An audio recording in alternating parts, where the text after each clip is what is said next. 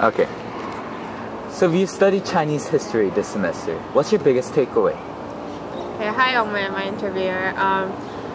After learning a semester of history of China, I believe that yin and yang is the most important takeaway that I took from this class, because I believe that yin and yang represents everything that's going on in Chinese history. Okay, so before this class, I thought the yin and yang symbol, let me show you this one. I thought that was just like a kung fu sign, because I actually didn't know what it was about. But then after learning in this course, I learned that yin and yang actually represents cycle and balance between yin and yang. And yin represents female, white, feminine, and yang represents black, dark, male, yeah, masculinity. Yeah, so the important thing about yin and yang is cycle and balance of power, and I will talk about how it's shown throughout the Chinese history like so many times. Yeah. So about the cycle.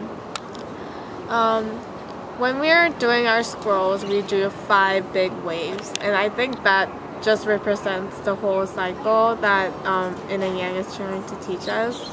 Because it starts from rise to peak and to crash, and it repeats, like it is repeating until now on. So I thought that was really interesting how, like, as a whole, like, we can see the pattern throughout the history of China. Also, like, if we get into deep with the religion issue, as we wrote the religious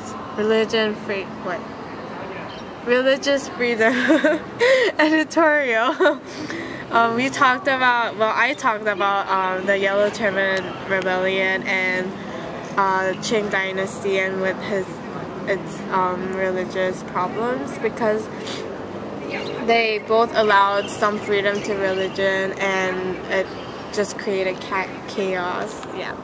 And then other thing about patterns is that I thought that Mao and Liu Bang is from Han Dynasty, he's a founder, and Mao is from PRC and RC. Yeah, so I thought that they were like pretty similar, showing the cycle again, because they're both from peasant background, and they led the rebellion to create a new dynasty or like new country. But then I thought that it was really, really interesting how, like, they turned out to be like exact opposite, because many people like grade Liu Bang as like one of the greatest emperors or founders of Chinese dynasties, but then Mao is often characterized as monstrous leader. Yeah. So I thought that this really contrasts with how Westerners think, because Western culture is all about competition, being the superior one, and like it is shown through imperialism how like they came to China or Korea, Japan, all the other countries just to like colonize and like be on top of them. But then that's not funny. and then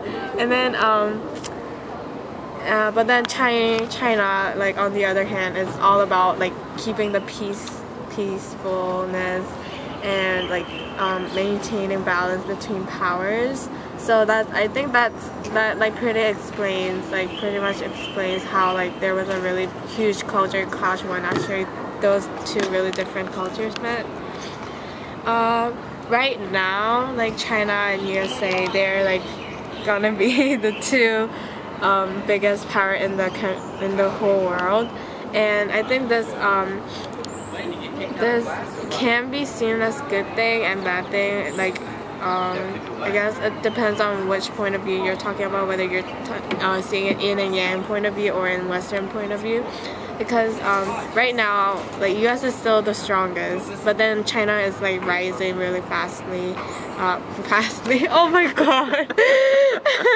China is growing rapidly, and then I bet, like, if I say I believe in yin and yang theory, I bet that it will balance out, and then later on it will be China and United States, which will be two biggest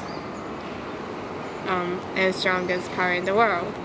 Yeah, and then as a world history, the cycle occurs again as when, wait, I'm gonna cut it this part anyways. Oh, I don't know.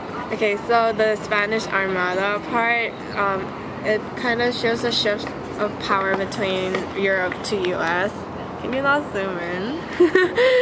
Europe to US as British lost to US, and like after that US has been the strongest nation in the world. And also in Asia, China always thought that they were like the #1 country in Asia, but then later, when was it, like Qing dynasty, Japan attacked, and then like Japan conquered China. So it kind of should, the history shows that there's always shift in power, balancing each other, and there's a cycle. Yeah.